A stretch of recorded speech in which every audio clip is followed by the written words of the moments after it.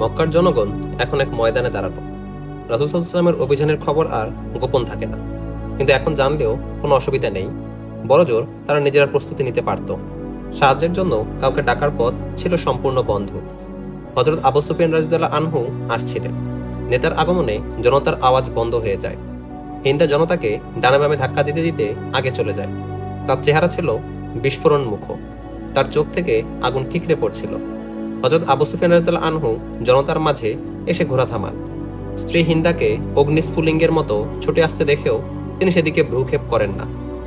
হযরত আবু সুফিয়ান রাদিয়াল্লাহু আনহু উচ্চ কণ্ঠে বলেন, প্রিয় কুরাইশ জাতি, প্রথমে আমার কথা মনোযোগ দিয়ে শোনো, এরপর কোনো কথা থাকলে বলবে। আমি তোমাদের নেতা, তোমাদের মান মর্যাদা রক্ষা করা আমার পবিত্র দায়িত্ব ও কর্তব্য। মুহাম্মদ এত বেশি সৈন্য নিয়ে এসেছে যে তাদের মোকাবিলা করতে গেলে তোমরা নির্ঘাত ধ্বংস হয়ে যাবে। নারী ও দুর্বল শিশুদের রক্ষা করো, আসন্ন বাস্তবতা মেনে নাও। পালিয়ে যাবার পথও তোমাদের জন্য বন্ধ। সম্মানিত নেতা, আপনিই বলে দিন, এখন আমরা কি করব? জনতার পক্ষ থেকে আওয়াজ আসে। মুহাম্মদের আনুগত্য স্বীকার করা ছাড়া দ্বিতীয় কোনো পথ নেই। হযরত আবু সুফিয়ান রাদিয়াল্লাহু আনহু বলেন, খোদার কসম, এরপরে মুসলমানরা আমাদেরকে ক্ষমা করবে না। জনগণের ভয়ার্ত আওয়াজ আবার শোনা যায়, তারা নিহতদের প্রতিশোধ নিবে। তারা প্রথমেই আপনাকে হত্যা করবে, কারণ উহুদে আপনার স্ত্রী তাদের লাশের বিকৃতি ঘটিয়েছিল। হিন্দা একাকী দাঁড়িয়ে কাল নাগিনীর মতো ফুঁসছিল। আমি তোমাদের সকলের জীবনের নিরাপত্তার ব্যবস্থা করে এসেছি। হযরত আবু সুফিয়ান রাদিয়াল্লাহু আনহু বলেন, আমি মুহাম্মদের সাথে সাক্ষাৎ করে এসেছি। তিনি বলেছেন, যারা আমার ঘরে আশ্রয় নিবে তারা মুসলমানদের তরোয়ার থেকে নিরাপদ থাকবে। মক্কার সকল মানুষের ঠাঁই আপনার ঘরে হবে? একজন প্রশ্ন করে। হযরত আবু সুফিয়ান রাদিয়াল্লাহু আনহু বলেন, না। হযরত মুহাম্মদ সাল্লাল্লাহু আলাইহি ওয়াসাল্লাম আরো বলেছেন যে, যারা নিজ নিজ ঘরের দরজা বন্ধ করে ভিতরে অবস্থান করবে তারাও নিরাপদ। যারা কাবা ঘরে গিয়ে আশ্রয় নিবে তাদেরকেও কিছু বলা হবে না। তারা শত্রু হিসেবে শুধু তাদেরকেই গণ্য করা হবে যারা অস্ত্র নিয়ে বাহিরে বেরিয়ে আসবে। এরপর তিনি ঘোড়া থেকে নেমে আসেন এবং বলেন, তোমাদের নিরাপত্তা এবং সম্মান তাতে নিহিত যে তোমরা তাদেরকে প্রিয় বন্ধু এবং সহোদরের মতো অভ্যর্থনা জানাবে। কুরাইশদের জনক সেনাপতি গর্জে উঠে বলে, আবু সুফিয়ান, আমাদের হত্যাকারীদের অভ্যর্থনা আমরা তরবারি এবং বর্ষা দ্বারা জানাবো। আমাদের তীর মক্কার অদূরেই তাদেরকে অভ্যর্থনা জানাবে। কুরাইশদের অপর অভিজ্ঞ সেনাপতি সাফওয়ান বলে, দেবতাদের কসম, দরজা বন্ধ করে আমরা ঘরে বসে বসে মাছি মারব না। হযরত আবু সুফিয়ান রাদিয়াল্লাহু আনহু বলেন, পরিস্থিতি বিবেচনা করো ইকরামা, বিচক্ষণতার সাথে কথা বলো সাফওয়ান, তারা তো আমাদেরই লোক। খালি তাদের সাথে যোগ দিলেও এটা তো এড়াতে পারবে না যে তার বোন ফাকিতা তোমার স্ত্রী। তোমার স্ত্রীর ভাইকে তুমি কতল করতে পারবে? তোমার মনে নেই যে আমার মেয়ে উম্মে হাবিবা মুহাম্মদের স্ত্রী? তুমি বিশ্বাস করতে চাইবে না যে কুরাইশ জাতির ইজ্জত ও সম্মানের খাতিরে আমি মদিনা গেলে আমার পৌরজাত সন্তানই আমার কথা শুনতে অস্বীকার করেছিল। আমি মুহাম্মদের ঘরে খাটে বসতে গেলে উম্মে হাবিবা বিছানার চাদর টেনে ফেলেছিল। পিতা কখনো মেয়ের দুশমন হতে পারে না সাফওয়ান। ইকরামা, সাফওয়ান এবং আরো 2-3 জন লোক ছাড়া উপস্থিত সকলে নীরব ছিল। ঐতিহাসিকগণ লিখেন, তাদের এই নীরবতাই বলে দিচ্ছিল যে তারা হযরত আবু সুফিয়ান রাদিয়াল্লাহু আনহুর পরামর্শ গ্রহণ করে। এতে হযরত আবু সুফিয়ান রাদিয়াল্লাহু আনহুর চেহারাতে স্বস্তির চিহ্ন ফুটে ওঠে। কিন্তু তার স্ত্রী হিন্দা এতক্ষণ দূরে দাঁড়িয়ে ফুঁসতে ফুঁসতে এবার ছো মারতে দ্রুত গতিতে হযরত আবু সুফিয়ান রাদিয়াল্লাহু আনহুর দিকে এগিয়ে যায়। সবাইকে বিস্ময়ের ঘোরে ঠেলে দিয়ে সে সোজা গিয়ে হযরত আবু সুফিয়ান রাদিয়াল্লাহু আনহুর কেশ জোরে ধরে মুষ্টিবদ্ধ করে নেয়। সকলের আগে তোকে হত্যা করব। হিন্দা হযরত আবু সুফিয়ান রাদিয়াল্লাহু আনহুয়ের গোফ ধরে হেঁচকা টান দিয়ে বলে, কাপুরুষ বুড়ো কোথাকার, তুই আজ জাতির ইজ্জত মাটিতে মিশিয়ে দিলি। এরপর সে আবু সুফিয়ানের গোফ ছেড়ে দিয়ে তার মুখে জোরে থাপ্পড় কষে জনতাকে বলে, তোমরা এই বুড়োকে হত্যা করছো না কেন, যে মুসলমানদের হাতে তোমাদের লাঞ্ছনা অবমাননার কথা বলছে? ইবনে সাদ লিখেন, হিন্দা তার স্বামীর সাথে এমন অপমানজনক আচরণ করায় জনতার মাঝে পিনপত নীরবতা নেমে আসে। হযরত আবু সুফিয়ান রাদিয়াল্লাহু আনহু জ্যান্ত মূর্তি হয়ে যান। ইকরামা এবং সাফওয়ান তাদের মাঝখানে অন্তরায় হয়ে দাঁড়ায়। আমরা যুদ্ধ করব হিন্দা। সাফওয়ান বলে, তাকে ছেড়ে দাও, মুহাম্মদের জাদুতে সে আক্রান্ত। দুপুরের আগে আগে কুরাইশ জাতি 2 শিবিরে বিভক্ত হয়ে পড়ে। অধিকাংশ ছিল লড়াই না করার পক্ষে, বাদবাকিরা ইকরামা, সাফওয়ান ও হিন্দার পক্ষ অবলম্বন করে। সন্ধ্যার পর সাফওয়ান ঘরে ফেরে। তার স্ত্রী ফাকিতা হযরত খালিদা রাদিয়াল্লাহু আনহার বোন। সেও হযরত আবু সুফিয়ান রাদিয়াল্লাহু আনহুর কথা শুনছিল। তুমি গোত্রপতির প্রধানের বিরুদ্ধাচরণ করছো বলে যে খবর শুনছি তা কি সত্য? ফাকিতা স্বামী সাফওয়ানকে জিজ্ঞেস করে। তার আনুগত্য করলে পুরো জাতির ইজ্জত ভুলণ্ঠিত হয়ে যায়। সাফওয়ান বলে, গোত্রপতি কাপুরুষ হলেও গোত্রের কাপুরুষ হওয়া উচিত নয়। সে গোত্রের শত্রুকে বন্ধু হিসেবে মেনে নিলেও তারা কখনো গোত্রের বন্ধু হতে পারে না। তাহলে কি তুমি মুসলমানদের মোকাবেলা করতে চাও? ফাকিতা স্বামীকে প্রশ্ন করে। শত্রু দরজার সামনে দিয়ে বুক ফুলিয়ে ঘুরবে আর তোমার স্বামী ঘরের কোণে স্ত্রীর আঁচলের নিচে বসে থাকবে, এটা তুমি ভাবলে কি করে? আমার হাত কি ভেঙে গেছে? আমার তরবারি কি দ্বিখণ্ডিত? ওই লাশ দেখে তুমি গর্ব করবে না, যা তোমার ঘরের দরজায় জনগণ একথা বলে পৌঁছে দিয়ে যাবে যে এই তোমার স্বামীর লাশ, দেশ ও জাতির জন্য বিরুদ্ধের সাথে লড়াই করে প্রাণ দিয়েছে? নাকি ওই স্বামী তোমার অতি প্রিয়, যে তোমার আঁচলের নিচে লুকিয়ে থাকবে আর মানুষ তোমাকে ভর্ৎসনা করে বলবে এই এক কাপুরুষ এবং আত্মমর্যাদাহীন ব্যক্তির স্ত্রী, যে স্বীয় বসতি এবং উপাসনালয় শত্রুর হাতে তুলে দিয়েছে? তুমি আমাকে কোন অবস্থায় দেখতে চাও? তোমাকে নিয়ে চিরকাল গৌরব করি সাফওয়ান, ফাকিতা বলে। মহিলারা আমাকে বলে তোমার স্বামী জাতির নয়ন তারা, কিন্তু বর্তমান পরিস্থিতি কিছুটা ভিন্ন। তোমার পাশে এসে দাঁড়াবার লোক নেই বললেই চলে। শুনেছি মদিনাবাসীদের সংখ্যা অনেক। আমার ভাই খালিদও এখন তাদের দলে। সে কেমন বাহাদুর তা তুমি ভালো করেই জানো। সাফওয়ান বলে, তোমার ভাইয়ের ভয় আমাকে দেখাচ্ছ ফাকিতা? না প্রিয়, ফাকিতা বলে। তার সাক্ষাৎ পেলে তাকেও আমি ওই কথাই বলতাম যা তোমাকে বলছি। সে আমার ভাই। তোমার হাত নিহত হতে পারে আর তার হাতে তুমিও নিহত হতে পারো। আর যাই করো, তোমরা একে অপরের মোকাবিলা করো না। আমি তার বোন আর তোমার স্ত্রী। তোমার লাশ হোক কিংবা খালিদের, আমার জন্য উভয় শোক সমান হবে। একথার কোনো নতুনত্ব নেই ফাকিদা, সাফওয়ান বলে। বিভেদের মাত্রা এত প্রকট যে তা পিতা পুত্র এবং ভাই ভাইয়ের মাঝে শত্রুতা সৃষ্টি করে দিয়েছে। যদি আমি তোমার রক্তের সম্পর্কের প্রতি খেয়াল রাখি, তাহলে আমার রক্তের সম্পর্ক বিবেচনা করার প্রয়োজন নেই। ফাকিদা তার মুখের কথা কেড়ে নিয়ে বলে, গোত্রের সর্দারের ইচ্ছা লড়াই না হোক। তিনি মুহাম্মদের আনুগত্য স্বীকার করে নেওয়ার পক্ষপাতী। তাহলে তুমি কেন লড়াইয়ের ইচ্ছা ত্যাগ করছো না? তোমার পাশে খুব কম লোকই পাবে। সাফওয়ান সিদ্ধান্তের ভঙ্গিতে জানায়, আমি আনুগত্য স্বীকার করব না। তাহলে আমার এই কথাটি অন্তত রাখো যে তুমি খালিদের সামনাসামনি হবে না। আমার মা তাকে প্রসব করেছে। আমরা উভয়ই এক মায়ের দুধ পান করেছি। সে যেখানেই থাক, বোন এটাই শুনতে চায় যে তার ভাই বেঁচে আছে। আমি বিধবা হতে চাই না সাফওয়ান। সাফওয়ান তিরস্কার করে বলে, ভাইয়ের প্রতি এত মায়া থাকলে তাকে গিয়ে বলো সে যেন মক্কার ধারে কাছেও না আসে। সে আমার সামনে এলে আত্মীয়তার বন্ধন চিরদিনের জন্য ছিন্ন হয়ে যাবে। ফাকিতার নয়ন জল সাফওয়ানের ইচ্ছায় বিন্দুমাত্র পরিবর্তন ঘটাতে পারে না। রাসূল সাল্লাল্লাহু আলাইহি ওয়াসাল্লাম আরেকটি পদক্ষেপ হিসেবে কতক লোককে তিনি বিভিন্ন বেশে মক্কার চারদিকে ছড়িয়ে দিয়েছিলেন। তাদের কাজ ছিল মক্কা থেকে কেউ বেরিয়ে কোথাও যেতে দেখলে তাকে তৎক্ষণাৎ বন্দী করা। এর উদ্দেশ্য ছিল এই যে কুরাইশরা যেন তাদের মিত্র গোত্রকে সাহায্যের জন্য আহ্বান করতে না পারে। দ্বিতীয় দিনই দুই অশ্বারোহীকে বন্দী করে নিয়ে আসা হয়। বাহ্যিক দৃষ্টিতে তাদেরকে সাধারণ মুসাফির মনে হচ্ছিল। তাদেরকে মুসলিম সেনা ক্যাম্পে নিয়ে যাওয়া হয়। সামান্য হুমকিতেই তারা নিজেদের পরিচয় জানিয়ে দেয়। একজন ছিল ইহুদি আর অপরজন কুরাইশি। তারা মক্কা থেকে কয়েক মাইল দূরে বনু বকরকে এটা জানাতে যাচ্ছিল যে মুসলমানরা মাররুজ জাহরান নামক স্থানে এসে শিবিরে অবস্থান করছে। গ্রেফতারকৃত দুই বন্দীর মারফত বনু বকরের উদ্দেশ্যে এ বার্তা পাঠানো হচ্ছিল যে তারা যেন রাতের অন্ধকারে মুসলমানদের উপর গেরিলা আক্রমণ চালায় এবং এর জন্য আরো দু এক গোত্রকে নিজেদের সাথে নিয়ে নেয়। বার্তায় একথা উল্লেখ ছিল যে মুসলমানরা মক্কা ঘেরাও করলে তারা যেন অন্যান্য গোত্র সাথে নিয়ে পেছন দিক হতে মুসলমানদের উপর আক্রমণ করে। ধৃত গোয়েন্দাদের নিকট জানতে চাওয়া হয় মক্কায় যুদ্ধের প্রস্তুতি কেমন চলছে। জবাবে তারা বলে আবু সুফিয়ান যুদ্ধের পক্ষে নয়। অধিকাংশ লোক তাকে সমর্থন করছে। ইকরামা এবং সফওয়ানই কেবল লড়তে চায়, তবে তাদের পক্ষে খুব কম লোক রয়েছে। তাদেরকে ইকরামা এবং সফওয়ান পাঠিয়েছে। রাসূল সাল্লাল্লাহু আলাইহি ওয়াসাল্লাম সেনাপতি সহ অন্যান্য দায়িত্বশীল ব্যক্তিবর্গকে জানিয়ে দেন যে মক্কাবাসী তাদের শহর রক্ষায় অস্ত্র ধারণ করবে এমন মান মানসিকতা নিয়েই আমাদের মক্কায় প্রবেশ করতে হবে। তিনি মোট সৈন্যদেরকে 4টি গ্রুপে ঢেলে সাজান, কেননা তৎকালে মক্কা প্রবেশের রাস্তা ছিল 4টি। প্রতিটি রাস্তা পাহাড় অধ্যুষিত। প্রতি গ্রুপের জন্য একটি রাস্তা নির্ধারণ করে দেওয়া হয়। মক্কা যাওয়ার আদেশ হলে এ রাস্তা দিয়েই তাদের যেতে হবে। সৈন্যদেরকে 4টি গ্রুপে বিভক্ত করলেও একটি গ্রুপে কিছু সংখ্যক সৈন্য বেশি রাখা হয়। এই গ্রুপের কমান্ডিং থাকে হযরত আবু উবাইদা রাদিয়াল্লাহু আনহুর হাতে। রাসূল সাল্লাল্লাহু আলাইহি ওয়াসাল্লাম নিজেও এই গ্রুপের সাথে ছিলেন।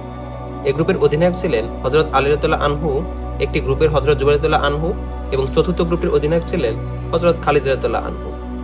ঐতিহাসিকগণ লিখেন, রাসূল সাল্লাল্লাহু আলাইহি ওয়াসাল্লামের এই পরিকল্পনায় অসাধারণ বিচক্ষণতার প্রমাণ ছিল। 4টি রাস্তা দিয়ে মক্কার দিকে এগিয়ে যাবার মূল লক্ষ্য ছিল মক্কা প্রতিরক্ষা বাহিনীকে 4 অংশে বিক্ষিপ্ত করে দেয়া। যদি তারা মুসলমানদের অগ্রযাত্রা কোনো এক বা 2 রাস্তায় প্রতিরোধ করে, তাহলে অন্য গ্রুপ এগিয়ে গিয়ে শহরে ঢুকে পড়বে।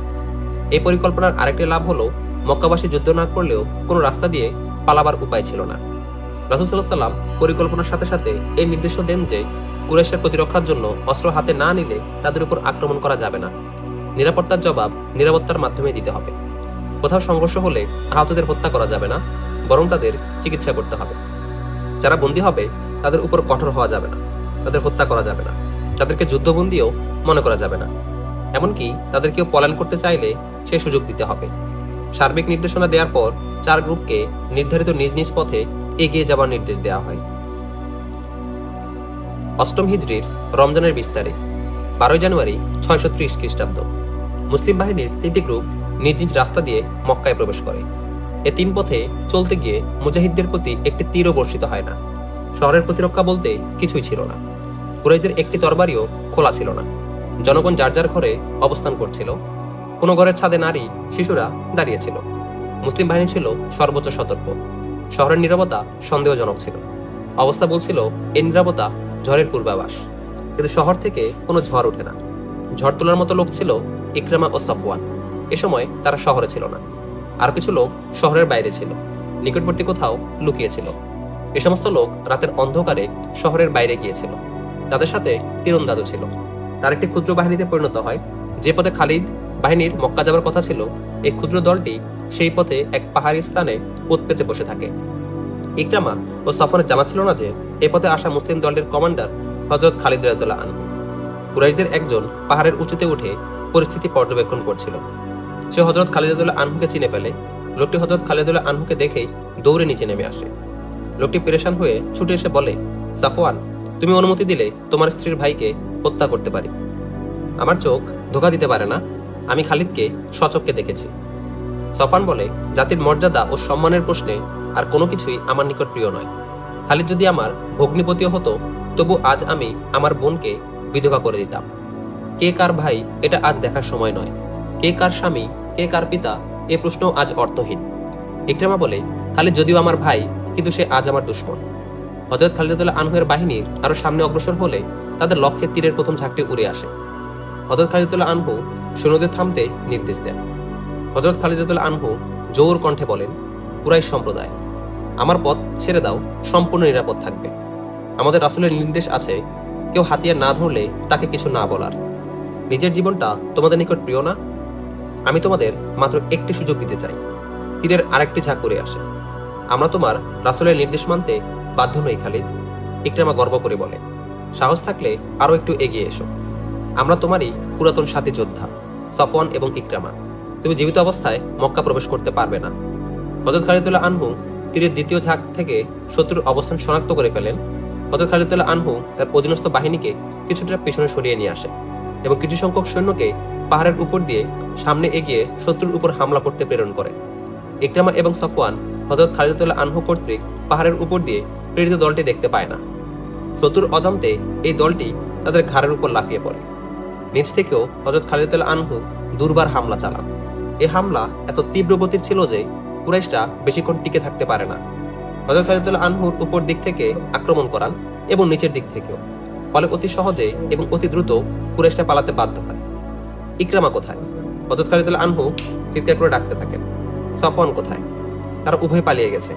হযরত খালিদ রাদিয়াল্লাহু আনহুর আক্রমণের প্রচণ্ডতা তারা সহ্য করতে পারে না এবং হযরত খালিদ রাদিয়াল্লাহু আনহুর চোখে পড়ার আগেই তারা লাপাত্তা হয়ে যায়। কুরাইশ সৈন্যদেরও হদিশ পাওয়া যায় না। 12টি লাশ ফেলে তারা পালিয়ে যায়। সংক্ষিপ্ত এই সংঘর্ষে হযরত জায়েশ বিন আশআর রাদিয়াল্লাহু আনহু এবং কুজ বিন জাহির ফিরহি রাদিয়াল্লাহু আনহু শহীদ হন। মুসলিম বাহিনীর 3টি অংশ অনেক আগেই মক্কায় প্রবেশ করেছে, অথচ হযরত খালিদ রাদিয়াল্লাহু আনহুর বাহিনীর এখন পর্যন্ত কোনো খবর নেই। সকলেই চিন্তিত, উদ্বিগ্ন। মক্কার জনগণ কোনরূপ বাধা সৃষ্টি করেনি, তাহলে হযরত খালিদ রাদিয়াল্লাহু আনহু ও তার বাহিনী কেন আসছে না? এমন জল্পনা কল্পনা চলতে থাকে সেনাবাহিনীতে। সংবাদ সংগ্রহের উদ্দেশ্যে এক লোককে পাঠানো হয়। সে ফিরে এসে জানায় হযরত খালিদ রাদিয়াল্লাহু আনহু 2 জন মুসলমানের লাশ নিয়ে আসছেন। তার বাহিনীর হাতে কুরাইশদের 12 জন যোদ্ধা নিহত হয়েছে। রাসূল সাল্লাল্লাহু আলাইহি ওয়াসাল্লাম সংবাদ শুনে খুবই রাগান্বিত হন। তিনি ভালো করে জানতেন যে খালিদ রাদিয়াল্লাহু আনহু যুদ্ধপ্রেমী। তাই তিনি মনে করেন যে কোনরূপ প্রতিরোধ ছাড়াই সে সংঘর্ষে জড়িয়ে পড়েছে। ফলে উভয় পক্ষের এই হতাহতের ঘটনা ঘটেছে। হযরত খালিদ রাদিয়াল্লাহু আনহু বিনয়ের সাথে বলেন যে ইকরামা ও সাফওয়ানের সাথে কুরাইশদের কতক লোক ছিল। তারা উপর্যুপরি তীর ছুঁড়ে তাদের গতিরোধ করে। হযরত খালিদ রাদিয়াল্লাহু আনহু রাসূল সাল্লাল্লাহু আলাইহি ওয়াসাল্লামকে আরো জানান যে তিনি তাদেরকে একবার সুযোগ দিয়েছিলেন, কিন্তু তারা জবাবে আরেক ঝাঁক তীর বর্ষণ করে। রাসূল সাল্লাল্লাহু আলাইহি ওয়াসাল্লাম হযরত আবু সুফিয়ান রাদিয়াল্লাহু আনহু জিজ্ঞেস করেন, ইকরামা এবং সফওয়ান কোথায়? হযরত আবু সুফিয়ান রাদিয়াল্লাহু আনহু বলেন, তারা মক্কা থেকে রক্ষা করতে যুদ্ধের জন্য কোথায় যেন গিয়েছে। হযরত আবু সুফিয়ান রাদিয়াল্লাহু আনহুর জবাবে রাসূল সাল্লাল্লাহু আলাইহি ওয়াসাল্লামের বিশ্বাস হয় যে হযরত খালিদ রাদিয়াল্লাহু আনহু যুদ্ধের সূচনা করেনি, বরং আত্মরক্ষার জন্য তাকে হাতিয়ার তুলে নিতে হয়। মক্কার চূড়ান্ত পতন ঘটে। আল্লাহর ঘর বাইতুল্লাহ মুসলমানদের পূর্ণ অধিকারে চলে আসে। রাসূল সাল্লাল্লাহু আলাইহি ওয়াসাল্লাম বিজয়ের বেশে মক্কাতে প্রবেশ করেন। এ সময় তার সাথে ছিলেন হযরত উসমান বিন জাহেদ রাদিয়াল্লাহু আনহু, হযরত বেলাল রাদিয়াল্লাহু আনহু, হযরত উসমান রাদিয়াল্লাহু আনহু। রাসূল সাল্লাল্লাহু আলাইহি ওয়াসাল্লাম মক্কা থেকে মদিনায় হিজরত করেন প্রায় 7 বছর পূর্বে। দীর্ঘ 60টি বছর পরে নয়ন ভরে মক্কার চতুর্দিক দেখেন, এলাকাবাসীর দিকে তাকান এবং দরজায় দরজায় এবং ছাদে দাঁড়ানো নারী শিশুর প্রতি দৃষ্টি দেন। এর মধ্যে অনেকে চেনা পরিচিত মুখ ছিল। তিনি চারদিকে নজর বুলোতে বুলোতে সামনে অগ্রসর হন। দীর্ঘদিন পর স্বাধীনভাবে বাইতুল্লাহতে প্রবেশ করেন এবং 7 বার কাবা শরীফ প্রদক্ষিণ করেন। অন্তরের গভীর থেকে আল্লাহর শুকরিয়া আদায় করেন। এ সময় মক্কার জনগণ ছিল নির্বাক, চোখে মুখে ভরপুর উদ্বেগ উৎকণ্ঠা। আজ তাদের বিরুদ্ধে কি হুকুম জারি হয় এই দুশ্চিন্তায় তাদের ঘুম হচ্ছিল না। যারা এতদিন মুসলমানদের নানাভাবে কষ্ট দিয়েছে তাদের দুশ্চিন্তা ছিল তুঙ্গে। আজ সমগ্র মক্কায় রাসূল সাল্লাল্লাহু আলাইহি ওয়াসাল্লামকে জাদুকর বলার দুঃসাহস কারণেই। কুরাইশরা হাতিয়ার সমর্পণের সাথে সাথে পরিণতি ভোগের জন্য খুবই আতঙ্কিত অবস্থায় ছিল। তখনকার আরবে অবমাননা এবং হত্যার শাস্তি বড় মর্মস্তুত হতো। রাসূল সাল্লাল্লাহু আলাইহি ওয়াসাল্লাম যদিও ঘোষণা করেছিলেন যে যারা মুসলমানদের কিছু বলবে না তাদেরকে কিছু বলা হবে না, এরপরও কুরাইশদের মধ্যে বিরাজ করছিল ভয়ানক আতঙ্ক। কুরাইশ জাতি রাসূল সাল্লাল্লাহু আলাইহি ওয়াসাল্লাম নতশিরে দণ্ডায়মান জনতার উদ্দেশ্যে দাঁড়িয়ে তাদের জিজ্ঞাসা করেন, তোমরাই বলো আজ তোমাদের সাথে কেমন আচরণ করা হবে। উপস্থিত সকলে সমস্বরে বলে তারা উত্তম আচরণ এবং ক্ষমার আশাবাদী। স্ব ঘরে ফিরে যাও। রাসূল সাল্লাল্লাহু আলাইহি ওয়াসাল্লাম সবাইকে বিস্মিত করে দিয়ে বলেন, তোমাদেরকে ক্ষমা করা হলো। রাসূল সাল্লাল্লাহু আলাইহি ওয়াসাল্লামের জীবনের ঐতিহাসিক মুহূর্তের একটি হলো বাইতুল্লাহ সংরক্ষিত মূর্তিগুলোর প্রতি মনোযোগ প্রদান। পবিত্র কাবায় মোট 360টি মূর্তি ছিল। এর মধ্যে হযরত ইব্রাহিম আলাইহিস সালামের প্রতিকৃতি ছিল একটি। এই মূর্তির হাতে ছিল তীর। মন্দিরের পুরোহিত এই তীরের মাধ্যমে শুভ অশুভ নির্ণয় করত। রাসূল সাল্লাল্লাহু আলাইহি ওয়াসাল্লামের হাতে ছিল মোটা এবং মজবুত একটি লাঠি। তিনি এই লাঠি দ্বারা মূর্তিগুলো চূর্ণ করতে শুরু করেন। এ সময় তিনি হযরত ইব্রাহিম আলাইহিস সালামের রীতি অনুসরণ করেন। হযরত ইব্রাহিম আলাইহিস সালামের মতো তিনি মূর্তি ভাঙার সময় জবানে বলতে থাকেন, সত্য সমাগত মিথ্যা বিতাড়িত, মিথ্যার পতন অবশ্যম্ভাবী। ঐতিহাসিকগণ লেখেন, রাসূল সাল্লাল্লাহু আলাইহি ওয়াসাল্লামের লাঠির প্রতিটি আঘাতে কাবার চারপাশে দেয়াল যেন এই আওয়াজে প্রতিধ্বনিত হচ্ছিল। কাবার ভিতর থেকে মূর্তির ভগ্নাংশ উঠিয়ে বাইরে নিক্ষেপ করা হয়। কাবা চিরদিনের জন্য ইসলামী জগতের ইবাদতখানায় পরিণত হয়। এরপর রাসূল সাল্লাল্লাহু আলাইহি ওয়াসাল্লাম মক্কার ব্যবস্থাপনার প্রতি মনোযোগ দেন। কুরাইশ ও পার্শ্ববর্তী অন্যান্য গোত্রের লোকেরাও ইসলাম কবুল করতে আসতে থাকে। মূর্তি কেবল কাবা ঘরেই ছিল না, মক্কার আশেপাশে বহু এলাকার মন্দিরে ছিল। সেখানেও যথাযোগ্য মর্যাদায় মূর্তি ছিল এবং মানুষ এগুলোর পূজা করত। তৎকালীন সময়ের উল্লেখযোগ্য মূর্তি ছিল উজ্জা। কয়েক মাইল দূরে নাখলার এক মন্দিরে এই মূর্তিটি ছিল। রাসূল সাল্লাল্লাহু আলাইহি ওয়াসাল্লামের মূর্তি ভাঙার দায়িত্ব হযরত খালিদ রাদিয়াল্লাহু আনহুকে দিয়েছিলেন। তিনি 30 জন অশ্বারোহী নিয়ে এই গুরুত্বপূর্ণ কাজে যাত্রা করেন। এভাবে অন্যান্য স্থানের মূর্তি ধ্বংস করতে বিভিন্ন দল প্রেরণ করা হয়। উজ্জা শুধু একাই ছিল না, সে গুরুত্বপূর্ণ দেবী হওয়াতে তার সাথে আরো অনেক ছোট ছোট দেবী ছিল। মন্দিরের সামনে পৌঁছলে পুরোহিত সম্মুখে এসে দাঁড়ায়। মূর্তি না ভাঙতে সে অনেক অনুনয় বিনয় করে। উজ্জা, প্রতিমাটি আমাকে দেখাও। হযরত খালিদ রাদিয়াল্লাহু আনহু উন্মুক্ত তরবারি হাতে পুরোহিতকে নির্দেশ দেন। পুরোহিত মৃত্যুর ভয়ে আর কোনো কথা না বাড়িয়ে মন্দিরের একটি সুড়ঙ্গ দ্বারা সামনে এগিয়ে চলে। হযরত খালিদ রাদিয়াল্লাহু আনহু তার পিছু পিছু যান। একটি কক্ষ পার হয়ে আরেকটি কক্ষে যান। সেখানে একটি চত্বরে সুন্দর আকৃতির একটি দেবী মূর্তি ছিল। পুরোহিত প্রতিমার প্রতি ইশারা করে এবং নিজে প্রতিমার সামনে বিছানো কার্পেটে শুয়ে পড়ে। মন্দিরের দাসীরাও চলে আসে। হযরত খালিদ রাদিয়াল্লাহু আনহু তরবারির আঘাতে সুন্দর মূর্তিটি ভেঙে চুরমার করে দেন এবং সাথীদেরকে মূর্তির ভগ্নাংশ বাইরে নিক্ষেপ করতে বলে। মূর্তি ভাঙার কারণে পুরোহিত চিৎকার করে আর দাসীরা সুর তুলে কাঁদতে থাকে। হযরত খালিদ রাদিয়াল্লাহু আনহু ছোট ছোট দেবীগুলো মাটির সাথে মিশিয়ে দেন। এরপর তিনি পুরোহিতের প্রতি গর্জন করে বলেন, এখন তুমি তাকে দেবী বলে বিশ্বাস করো যে নিজেকে একজন মানুষের হাত থেকে রক্ষা করতে পারে না? পুরোহিত হু হু করে কাঁদতে থাকে। হযরত খালিদ রাদিয়াল্লাহু আনহু বিজয়ের বেশে ঘোড়ায় চড়ে বসেন। অন্যান্য অশ্বারোহীদেরও প্রত্যাবর্তনের নির্দেশ দেন। হযরত খালিদ রাদিয়াল্লাহু আনহু 30 অশ্বারোহী নিয়ে মন্দির থেকে বেশ দূরে চলে গেলে ক্রন্দনরত পুরোহিত জোরে অট্টহাসি দিয়ে ওঠে। মন্দিরের দাসীরাও হাসতে থাকে। উজ্জাকে অবমাননা করা দুঃসাহস কারো নেই। পুরোহিত বিজয়ের ভঙ্গিতে বলে, এককালের উজ্জার পূজারী খালিদ এই ভেবে বড় প্রসন্ন যে সে উজ্জার প্রতিমা গুড়িয়ে দিয়েছে। উজ্জা জীবিত, চিরকাল জীবিত থাকবে। হযরত খালিদুল্লাহ আনহু ফিরে এসে রাসূল সাল্লাল্লাহু আলাইহি ওয়াসাল্লামকে খবর দিয়ে বলেন, হে আল্লাহ রাসূল সাল্লাল্লাহু আলাইহি ওয়াসাল্লাম, আমি উজ্জা মূর্তি ধূলিসাৎ করে দিয়ে এসেছি। কোথায় ছিল এই মূর্তি? রাসূল সাল্লাল্লাহু আলাইহি ওয়াসাল্লাম জানতে চান। হযরত খালিদুল্লাহ আনহু সে মন্দির এবং তার কক্ষের বর্ণনা দেন, যেখানে তিনি মূর্তিটি দেখেন এবং পরে গুড়িয়ে দিয়েছিলেন। রাসূল সাল্লাল্লাহু আলাইহি ওয়াসাল্লাম বলেন, তুমি উজ্জা মূর্তি ভাঙতে পারোনি খালিদ, পুনরায় যাও এবং আসল মূর্তি ভেঙে আসো। ঐতিহাসিক বর্ণনা অনুযায়ী উজ্জার দুটি মূর্তি ছিল। একটি আসল, মানুষ এটির পূজা করত। দ্বিতীয়টি ছিল নকল। সম্ভবত মুসলমানদেরকে ধোঁকা দিতে এটি তৈরি করা হয়েছিল। হযরত খালিদ রাদিয়াল্লাহু আনহুর রক্ত টকবক করে ওঠে। তিনি অশ্বারোহীদের নিয়ে আবার নাখলায় যান। মন্দিরের পুরোহিত দূর থেকে অশ্বারোহীদের দেখে মন্দিরের পাহারাদারকে ডেকে পাঠায়। তারা আবার আসছে। পুরোহিত বলে, হয়তো কেউ তাদেরকে বলে দিয়েছে যে আসল মূর্তি মন্দিরে এখনো রয়ে গেছে। তোমরা উজ্জার মর্যাদা রক্ষা করবে না?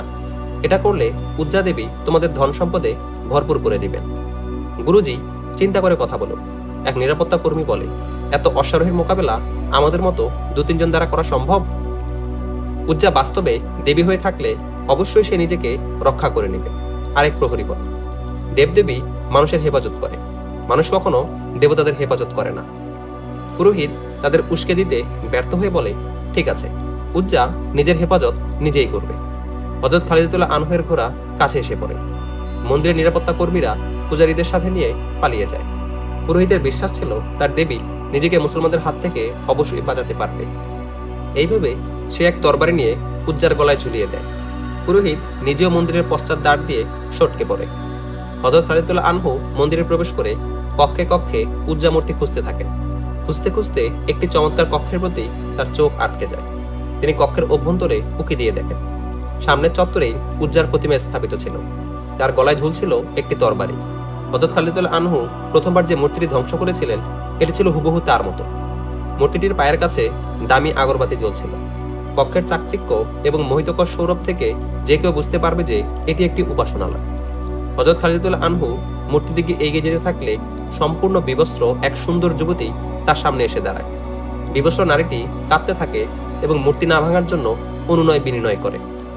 ঐতিহাসিকের মতে হযরত খালিদুল্লাহ আনহুকে লক্ষ্যচ্যুত করতে এই নারীটি উলঙ্গ হয়ে আসে এবং তার ক্রন্দনের একমাত্র কারণ ছিল হযরত খালিদুল্লাহ আনহুর আবেগে ভাটা সৃষ্টি করা।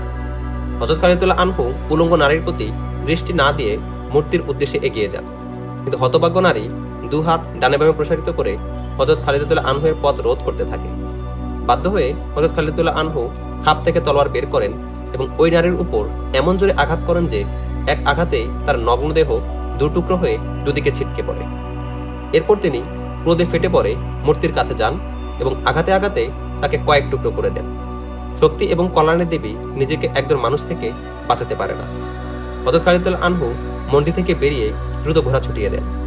তার সাথীরাও পেছনে পেছনে আসতে থাকে। মক্কায় পৌঁছে হযরত খালিদুল্লাহ আনহু রাসূল সাল্লাল্লাহু আলাইহি ওয়াসাল্লামের খেদমতে হাজির হন। হযরত খালিদ বলেন, আল্লাহ রাসূল সাল্লাল্লাহু আলাইহি ওয়াসাল্লাম, আমি উজ্জা মূর্তি ঘুরিয়ে এসেছি। রাসূল সাল্লাল্লাহু আলাইহি ওয়াসাল্লাম বলেন, হ্যাঁ খালিদ, এবার তুমি উজ্জার আসল মূর্তি ভেঙেছ। এই অঞ্চলে আর কোনোদিন মূর্তি পূজার চর্চা হবে না। সুবহানাল্লাহ।